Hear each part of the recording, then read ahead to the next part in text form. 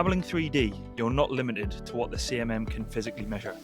With user-defined dimensions, you can include extra checks, even manual ones, directly inside the program. Here, the thread of this hole can't be checked by the probe.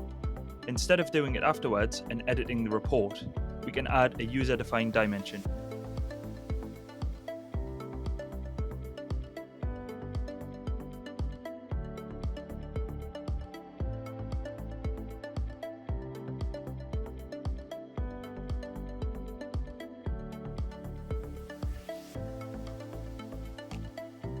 For this slit width, the stylus can't access it, so we can use a Bluetooth Vernier. The result feeds straight into the program.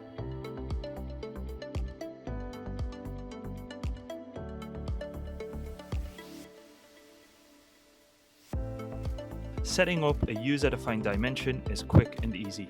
Simply right-click in the workspace and select User-Defined Dimension from the drop-down menu.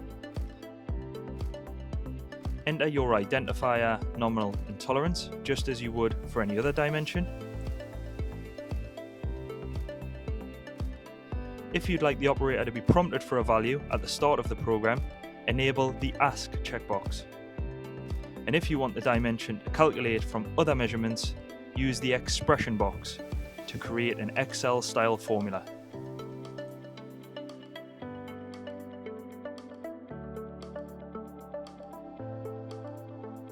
User-defined dimensions let you combine CMM automation with manual checks, all in one report, all in one process. Faster, smarter inspection with Aberlink3D.